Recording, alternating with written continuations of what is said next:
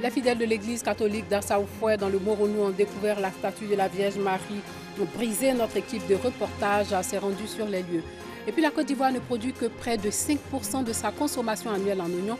Une bien maigre production quand on sait que le pays regorge de bassins de production de l'oignon. Les femmes d'un village du département de Niakara se sont lancées dans la culture de cette espèce de plante herbacée. Bonsoir et bienvenue dans le journal. La statue de la Vierge Marie de la paroisse Saint-Pierre d'Assaoufoué dans le département de Bongouanou retrouvée en plusieurs morceaux. Une découverte qui a laissé les fidèles catholiques de cette église sans voix. Qu'est-ce qui s'est passé ce dimanche 14 septembre? Antoine Bassa et Sylvie Touré reviennent d'Assaoufoué. Cherchez avec toi dans nos vies les pas de Dieu. Sacrilège! La statue de la Vierge Marie au sol, brisée en plusieurs morceaux. C'est le spectacle qui s'offre aux visiteurs de la paroisse Saint-Pierre d'Assaoufoué dans le département de Bongouanou. La grotte mariale aurait été vandalisée par un jeune du village, nous explique M. Oubouo, Ané, président du conseil paroissial, joint au téléphone. Nous avons appris le dimanche à la messe que la grotte a été cassée. Lorsque nous sommes rendus sur le lieu, effectivement, la statue de la Vierge était logée dans la grotte, était déjà cassée. Et donc, cela a choqué les gens. Nous avons informé toutes les autorités villageoises et la gendarmerie. Et après, nous avons su que c'est un jeune mentalement touché qui a fait cela. Ce n'était pas son premier coup, ce n'est pas son coup de scène. Il avait l'habitude de casser des édifices.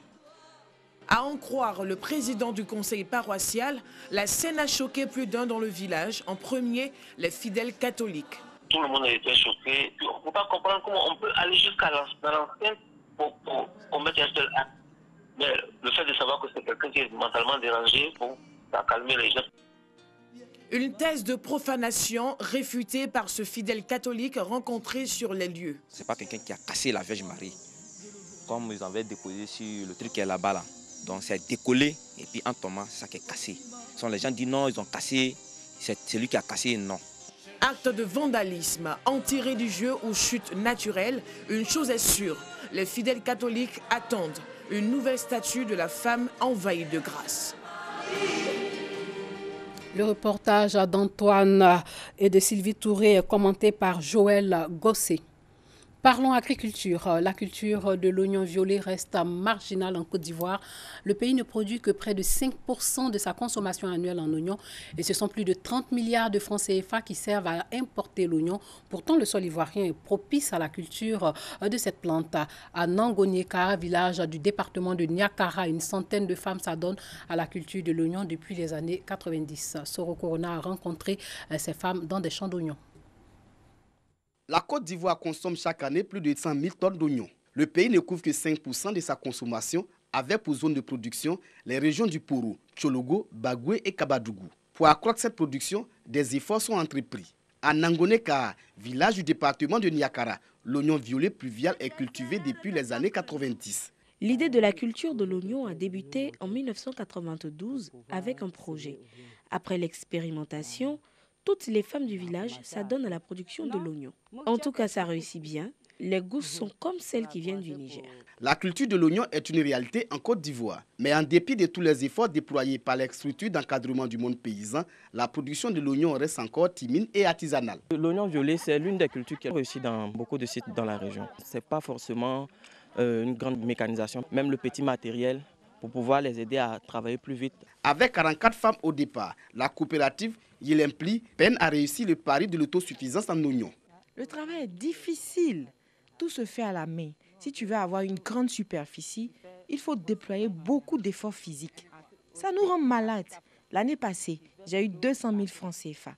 Cet argent m'a permis d'aider mon mari à mettre les enfants à l'école. On peut produire jusqu'à 6 tonnes d'oignons par an, mais il n'y a pas d'acheteurs. Il y a une année, des gens sont venus d'Abidjan, ils ont pris notre production et ils sont partis et ne sont plus jamais revenus pour nous donner notre argent. Donc maintenant, on vend un peu avec les femmes qui viennent de Niakara. On a trouvé comité de commercialisation pour la recherche de marché, tout ça. Donc pour ce volet-là, normalement, ça doit bien se passer pour les autres récoltes. Pour les techniciens de l'ANADER, la culture de l'oignon peut se réaliser partout en Côte d'Ivoire en respectant certaines conditions. Auparavant, ils avaient bénéficié d'un système d'irrigation, mais c'était un système d'irrigation goutte à goutte. Et pour la culture de l'oignon, c'est un peu difficile d'utiliser le système goutte à goutte. Donc l'idéal serait qu'elle puisse bénéficier d'un système par aspersion. Outre les difficultés liées à la commercialisation et à l'arrosage, les femmes de la coopérative attendent le soutien des personnes de bonne volonté. Sur ces périmètres maraîchers de 10 hectares, seuls 3 sont exploités faute d'équipements techniques. L'oignon cultivé par les femmes de Nangoneka sera récolté dans 6 mois. À la récolte, l'oignon est négocié à 300 francs CFA le kilogramme, le prix minimum pour un rendement de 20 tonnes à l'hectare. Ce sont environ 6 millions de francs CFA qui seront récoltés par ces femmes. Rendez-vous est donc pris pour le mois d'avril 2021. L'actualité en Côte d'Ivoire, c'est aussi la promotion de la paix, cette valeur si chère aux Ivoiriens. Ce concept est prôné de plus en plus depuis les violences électorales. Le Rotary Club de Grand Bassam, en collaboration avec la Fondation Yacouba Ndiaye, sensibilise donc les Bassamois sur l'intérêt de cultiver la paix et la tolérance. Le club service a donné une conférence dans la ville balnéaire en vue de faire taire les rancœurs. Georgette Ido, Maïsako. La paix, une priorité pour les populations de Grand Bassam. Elles sont venues de plusieurs quartiers de la ville historique pour prendre part à la conférence organisée par le Rotary Club Grand Bassam Doyen. Il faut d'abord faire la paix avec soi-même. Il faut d'abord avoir la paix à son intérieur. Parce que dès l'instant où on n'est pas en paix avec soi-même, ce n'est pas facile de distribuer la paix autour de soi. Donc c'est ça qui est très important et que j'ai retenu aussi comme capital. Cette rencontre d'échange vise à préserver un climat de paix et de cohésion dans la cité balnéaire qui a été à l'abri des violences électorales. Compte tenu du contexte politique de notre pays, on a voulu par cette conférence-là vraiment attirer l'attention de la population pour que vraiment chacun de nous mette en pratique ce comportement de paix, qui cultive cette paix-là. Présente à cette cérémonie, autorités administratives, communales, coutumières et religieuses ont salué l'initiative avant d'inviter les Ivoiriens à favoriser la paix. Tout ce qui concourt au renforcement de la cohésion et de la paix est à encourager, à saluer. C'est la raison pour laquelle j'ai tenu à être présent, d'autant plus que ça s'inscrit dans la foulée de la célébration de la Journée nationale de la paix. Les Ivoiriens doivent savoir qu'on n'a pas d'autre alternative que de vivre ensemble. Nous n'avons aucune autre alternative que de vivre dans la paix, de prôner la paix et de faire effectivement de la paix cette seconde religion pour tous les Ivoiriens. Le Rotary Club Grand Bassam Doyen entend mener d'autres actions en faveur de la paix en cette période post-électorale pour faire de la première capitale du pays un modèle de paix. De paix, parlons-en à cette deuxième édition du prix panafricain Afrique Connexion. Lors de cette édition, donc, plusieurs prix ont été décernés aux personnalités qui œuvrent au développement de la paix dans le monde. 7 pays ont pris part à l'événement. Bintou Pekele, Pargasoro, Kone Demandongi. Promouvoir la paix à travers la culture. C'est tout le sens que la Fondation Afrique Horizon entend donner à la deuxième édition du prix panafricain Afrique Connexion, célébré le 15 novembre dernier, date sacrée, fête nationale de la paix.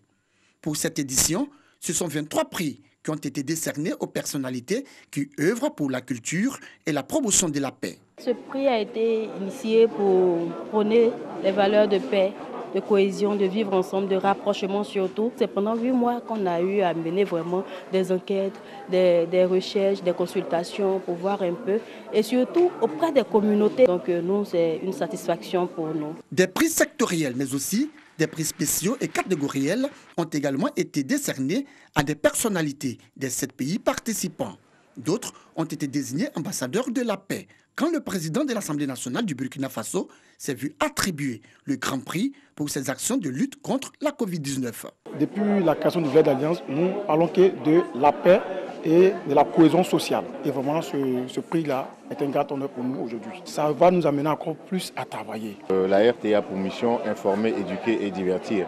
Et étant choisi comme ambassadeur, notre rôle sera véritablement de prôner la paix à travers nos actions, à travers toutes nos activités que nous aurons donc à mener ici en Côte d'Ivoire, au-delà de nos frontières. C'est le lieu encore de féliciter et d'encourager les Burkinabés à vivre toujours en parfaite harmonie avec non seulement nos frères et sœurs ivoiriens, mais avec les autres communautés vivant en République de Côte d'Ivoire. Les ministres Albert Flendé, président de la cérémonie, Andésiré Ouloto et Kandia Kamara ont eux aussi été distingués pour leurs actions en faveur de la paix. En mon nom propre, mais aussi en celui de ma collègue qui a reçu un prix au titre de l'éducation, je voudrais donc en nos deux noms dédier ces prix à son Excellence Monsieur le Président de la République qui à lui seul constitue une école.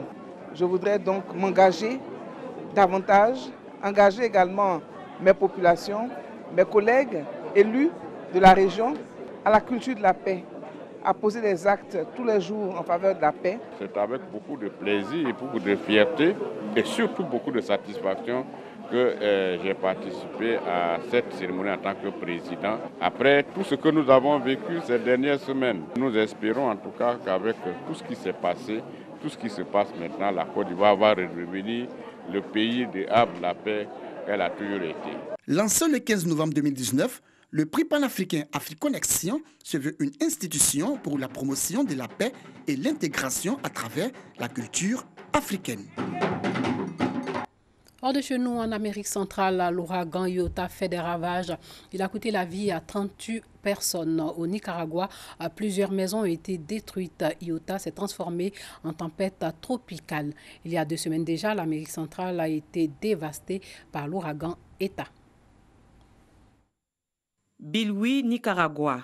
L'ouragan a fait au moins 38 morts et d'énormes dégâts matériels. Désespoir des habitants au lendemain du passage de l'ouragan Iota. J'ai perdu toute ma maison. Je n'ai plus rien, même pas de piliers.